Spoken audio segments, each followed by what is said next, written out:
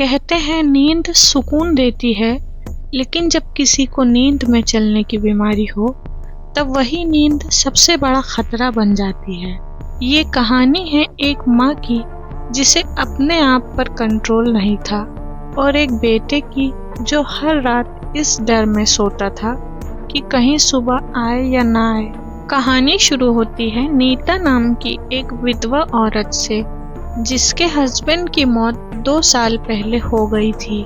प्यार तो वो अपने हस्बैंड से बहुत करती थी, पर एक बच्चे को बाप का सहारा देने के लिए और अकेलापन के डर से वो बहुत जल्द दूसरी शादी करने वाली थी। उसका बेटा था राहुल, जो कि 17 साल का था। एक रात नीता नींद में घर के अंदर चल रही थी। आंखें खुली पर खाली थी। जब उसके बेटे राहुल ने देखा तो पहली बार तो वो एकदम चौंक गया। फिर धीरे धीरे हर दूसरी रात उसकी माँ नींद में चलने लगी। एक रात की बात है, नीता रात में स्लीप वॉकिंग कर रही थी।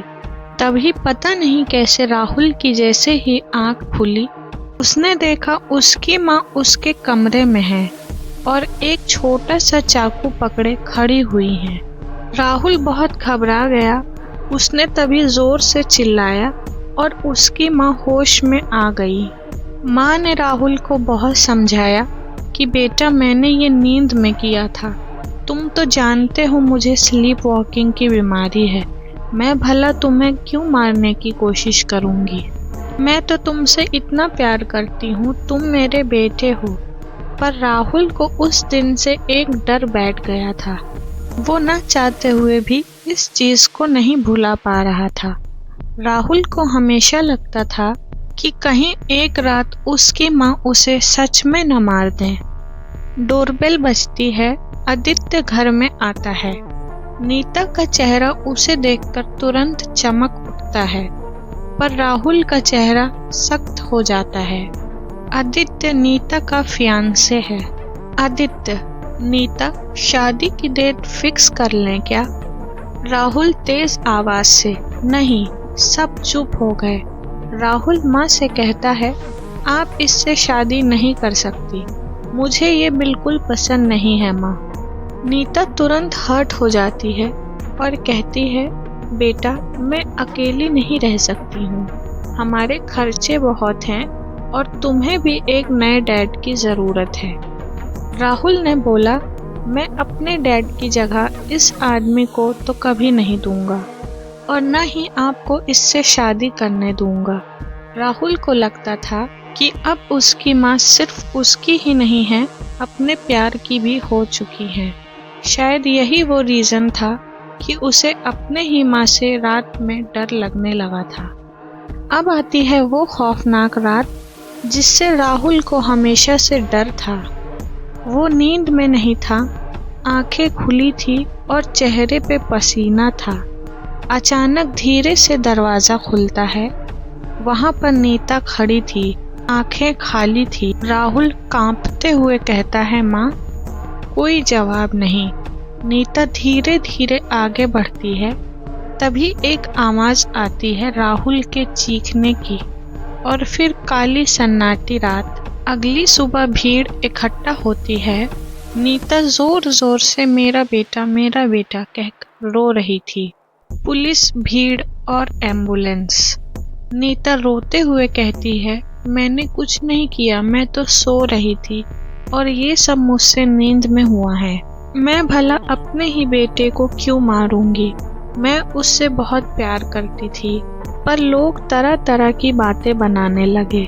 किसी ने कहा आदित्य से शादी करने के लिए उसने ऐसा जानबूझकर किया, तो किसी ने कहा कि शायद बेचारी नींद में थी।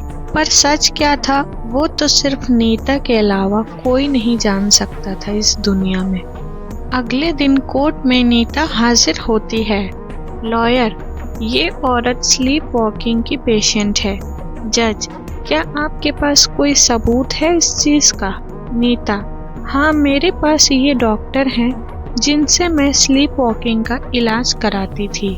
डॉक्टर ने भी इस चीज़ को कंफर्म किया, पर इस चीज़ का सबूत कोई कैसे देता कि उस रात उस वक्त नीता वाकई में नींद में थी या फिर उसने ऐसा जानबूझकर किया। कई दिनों तक केस ऐसे ही चलता रहता है। फिर महीनों बाद नीता को केस से आज़ाद किया जाता है क्योंकि कोई भी सबूत उसके खिलाफ नहीं था। उसको सिर्फ 2 महीने की सज़ा दी जाती है, वो भी उसके फियांसे आदित्य ने पैसे देकर मामला शांत करवा दिया। शाम का वक्त था। आदित्य नीता को गले लगाता है और फिर कहता है, अब कोई हमारे बीच में नहीं आ सकता है। नीता कहती है, हाँ, अब हम आराम से शादी भी कर सकते हैं। आदित्य और नीता का ये पूरा सोचा समझा प्लान था।